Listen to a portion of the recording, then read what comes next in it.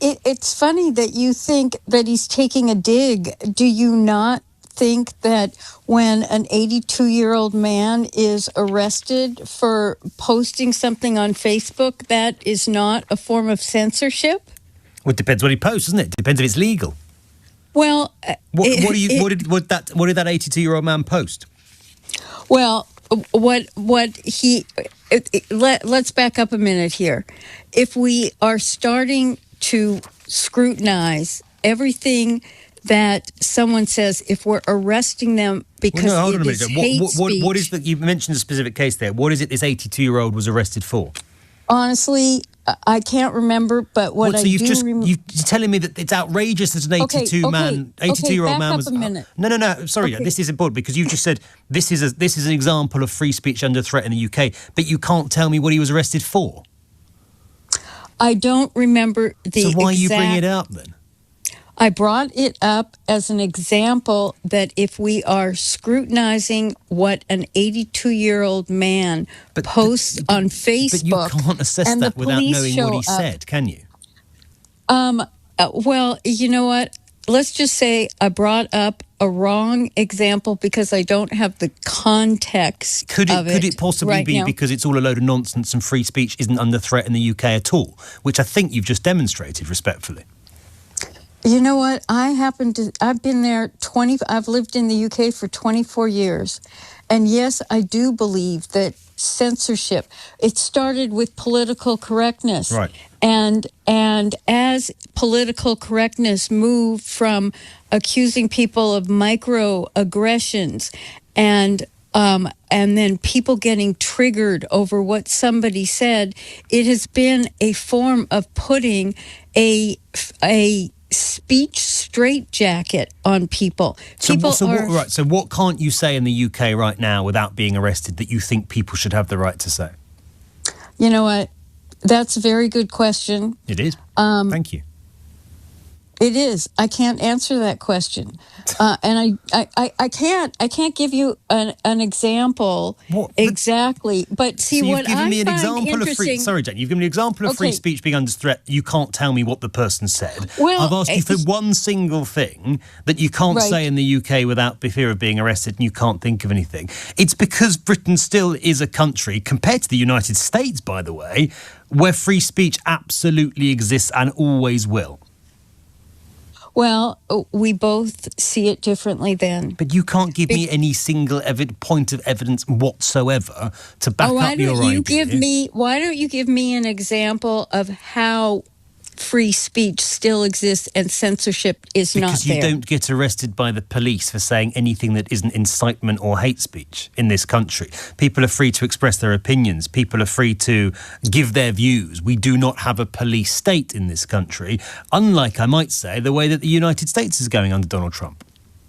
Well, you know, that's interesting because it's not going that way with Donald Trump. It was going that way, and it's now reversing itself. Right. So banning journalists from the White House because you don't like what they've written, demanding the impeachment of judges because you don't like what they've ruled, sacking government officials because they've dared to criticise you at any point in recent years, defunding universities because they're not doing what you do, threatening law firms if they don't toe the party line, defunding media organisations that you think are against you, arresting students because of what they've written on social media, and ramping up checks of people entering the UK to check they haven't posted anything on Facebook that you don't like, doesn't amount to any sort of attack on free speech. That's really twisting things without the specific examples. You're giving... You're giving examples the same way I gave the example of the 82-year-old man. But you didn't give any examples, and I've just given you 10. No, you've just given me a very biased perspective. Bias is facts. All of those things have happened. Which of those haven't happened? Have journalists been banned from the White House under the Trump administration? Have journalists been banned, or have they brought in alternative media that presents a different I'm not talking about angle? Have journalists from organisations like the Associated Press been banned by the White House, yes or no? Yes, they have. Right. Have judges been threatened with impeachment because the White House doesn't like their rulings? Yes or no? Let's not do it that way. Let's go back to that. And why were they? Why were they banned? But so They we were- accept, right? Are we accepting that all the things I just You know suggested what? have happened? If you don't let me finish, then we can't really have a conversation here because you've got a very biased perspective I'm not here, biased at a all. very angle. I'm giving you facts, and I'm just asking whether you recognise that those things are true. No. You know what? It's so interesting. Did we not have a bunch of fake news here? And in the U.S., we did. And why? Why did we have fake news? Because it was biased and it was wrong. And so that is one of the reasons. You know, you're listing 10 things and cutting me off. But then why was the Associated Press no longer welcome? Because they gave fake news that has been proven. But Jen, you coming on the national radio station here on LBC and saying an 82-year-old man being arrested is an attack on free speech without having a clue what he's actually said is not fake news at all. It's not. It's not that I haven't had a clue. I can't remember the specifics. Right. But the fact that. But how can you know it's an attack on free speech if you can't remember what he'd actually said? Well, you know, it's very interesting because you started this off by saying J.D. Vance had a dig. And so we don't get to have an intelligent discussion about whether there really is censorship going on, if people are afraid to speak out. But he has had a dig, and that's his own language. He said previously when he talked about the UK... No, you called it a dig. Well, It's honestly fascinating.